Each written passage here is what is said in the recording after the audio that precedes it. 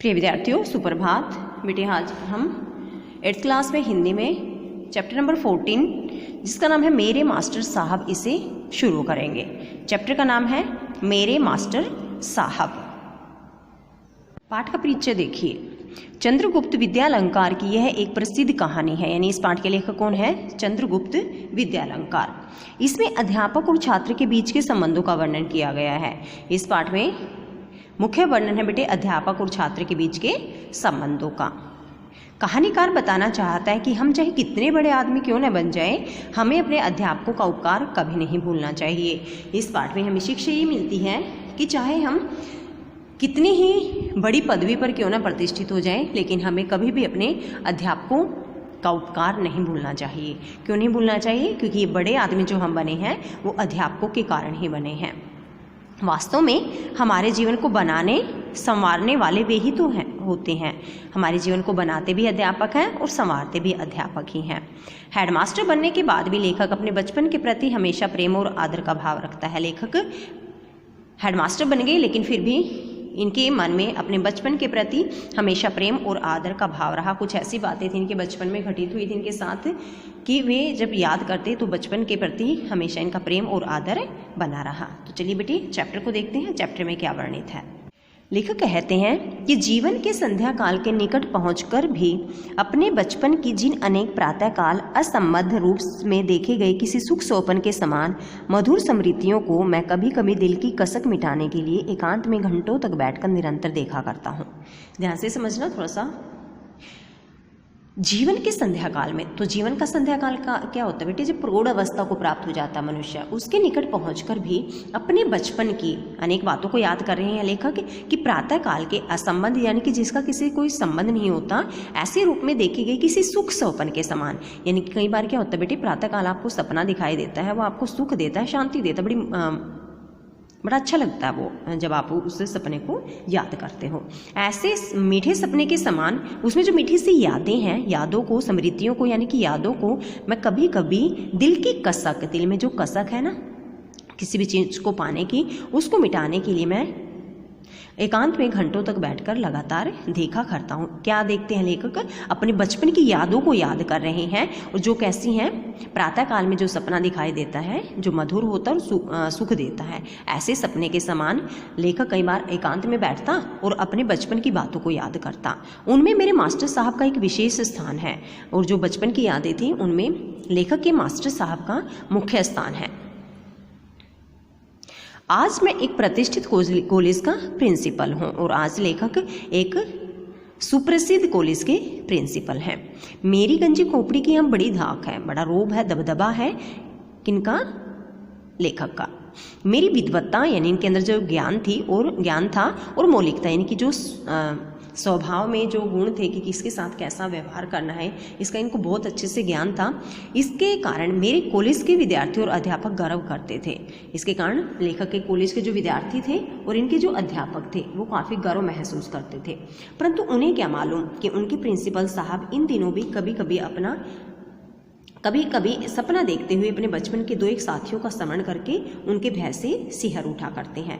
लेकिन वैसे तो ये प्रिंसिपल थे, लेकिन आज भी इनके अंदर क्या था कि जब ये अपने बचपन के कुछ एक साथियों को याद करते ना, तो उनके डर से ये कांप जाते थे। क्यों कांपते थे? चैप्टर में आगे वर्णित है भी। इन सपनों में भी मास्टर साहब एन मौके पर पहुंचकर अपने लाडले विनायक की रक्षा करते हैं। जैसे चैप्टर में बताया ना इन्होंने कि बचपन की यादों को जब मैं याद करता हूँ तो उनमें मुख्य स्थान मास्टर साहब का भी है। और इन सपनों में भी जिन सपनों में अपने साथियों से डर जाते थे, इन सपनों में भी मास्टर साहब सही समय पर पहुंचकर मेरी रक्षा करते हैं। विनायक नाम था इनका स्कूल में। मास्टर साहब की वृद्ध छाया मूर्ति को देखकर जब मेरा भय दूर होने लगता है, उसी समय मेरी नींद उचटकर उस भयंकर होते हुए मधुर स्वप्न को बीच में ही भंग कर देती है। और जैसे ये सपना देखता है ना कि कोई मतलब वो 2-3 साथी जो इसको काफ़ी परेशान करते थे, सपने में भी जो इनके मास्टर साहब थे वो आते थे और जो डर था ना वो दूर हो जाता था, इनकी नींद भी खुल जाती थी।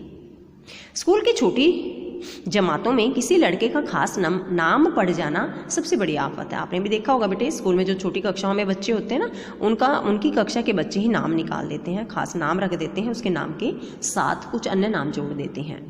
उस उपनाम को रट रट कर लड़के उनकी नाक में दम कर देते हैं, और उस उपनाम को जो रखा ना खास नाम, उसको ये बार बार कहकर लड़के उसकी नाक में दम कर देते हैं, उसको बड़ा परेशान करते हैं। बदकिस्मती से मेरे माँ बाप ने मुझे जिस स्कूल में भर्ती किया उसमें बहुत शीघ्र मेरे नाम के साथ चूहा विशेषण जुड़ गया।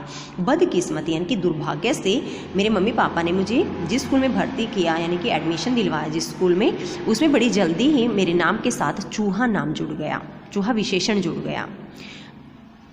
मुझे ठीक याद नहीं कि यह नाम किस दिमाग की उपज थी। लेखक कहते मुझे ये तो अच्छे से याद नहीं है कि ये जो चूहा नाम रखा ना, ये किस बच्चे ने रखा था, लेकिन शायद सबसे पहले मेरे गणित के मास्टर ने मेरी चंचलता देखकर मुझे चूहा नाम से बुलाया था। लेकिन मुझे ऐसा लगता है जैसे लेखक ना काफ़ी चंचल स्वभाव के थे, इसलिए लेखक कहते हैं कि मुझे ऐसा लगता है कि मेरे गणित के मास्टर ने मेरे चंचल स्वभाव को देखकर मुझे चूहा कहकर बुलाया था।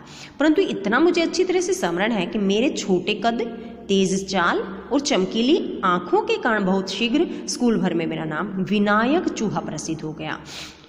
जैसे बेटे जो टीचर होते हैं वो तो प्यार से भी बोल देते हैं ना बच्चे को, लेकिन इनका स्वभाव कैसा था, व्यक्तित्व कैसा था, छोटा कद था, चाल तेज थी, आंखें कैसी थी, चमकीली। बहुत शीघ्र स्कूल भर में इनका नाम किस नाम से प्रसिद्ध हुआ, विनायक चूहा नाम से प्रसिद्ध हो गया। विनायक नाम था, चूहा विशेषण जुड़ गया। यहाँ तक कि मेरे उस्ताद भी मुझे उसी नाम से पुकारने लगे। उस्ताद होते हैं बेटे टीचर, शिक्षक। यहाँ तक कि जो लेखक के शिक्षक थे वे भी लेखक को चूहा नाम से ही, विनायक चूहा नाम से भी पुकारते थे। थोड़े ही दिनों में लोगों ने विनायक का भी बायकॉट कर दिया, सिर्फ चूहा कहकर ही मेरा स्मरण किया। कुछ दिनों के बाद क्या किया, कक्षा के विद्यार्थियों ने और टीचर्स ने भी बेटे विनायक को भी छोड़ दिया। विनायक चूहा नाम से प्रसिद्ध थे ना, विनायक को भी छोड़ दिया, सिर्फ चूहा कहकर इनको बुलाया जाता था। उन दिनों मेरे लिए हंसना दूभर हो गया। क्यों? क्योंकि हर कोई इनको चूहा चूहा कहकर चिढ़ाया करता है ना, तो लेखक हंस भी नहीं पाता था स्कूल में। जरा किसी से कुछ कहा नहीं कि झट वह चूहा कहकर मुझे चिढ़ा देता था। लेखक जब भी किसी को कुछ कहता तो सामने वाला इनको चूहा कहकर चिढ़ाता था। इतना ही नहीं, कई शरारती लड़के मुझे मारकर भाग जाते थे, जानबूझकर मारते थे ताकि ये कुछ कहे तो वे दोबारा से इसको चूहा कह सके। जब मैं किसी उस्ताद से उसकी शिकायत करता तो वे झट से आकर कह देते, नहीं जी, पहले चूहे ने ही मुझे काट खाया था, क्योंकि उस्ताद भी तो चूहा कहते थे ना। तो जब भी वो किसी टीचर से शिकायत करता तो बच्चे क्या कहते कि नहीं, इस चूहे ने ही मुझे पहले काटा था। मैं इस छेड़ से दुखी होकर रोने लगता था और उस्ताद समझ लेते थे कि शायद सचमुच पहले मैंने ही शरारत शुरू की होगी, और टीचर समझ जाते थे कि शायद सचमुच में ही मैंने ही कोई शरारत शुरू की है। उन दिनों कभी कभी मास्टर साहब भी मुझे प्यार से पुचकार कर आश्वासन दिया करते थे। सिर्फ मास्टर साहब ऐसे व्यक्ति थे उस स्कूल में जो लेखक को पुचकारते और दिलासा देते थे कि कोई बात नहीं, मतलब जैसे प्यार से बच्चों को समझाते हैं। जब कभी उनकी कक्षा में कोई लड़का मुझसे छेड़छाड़ करता तब उसकी आफत आ जाती थी। क्यों? क्योंकि मास्टर साहब फिर उस बच्चे को पीटा करते थे और लेखक की तरफ बोला करते थे, लेखक का साथ दिया करते थे। ठीक है बेटे, नेक्स्ट जो पार्ट है इस चैप्टर का वो हम नेक्स्ट वीडियो में रीड करेंगे।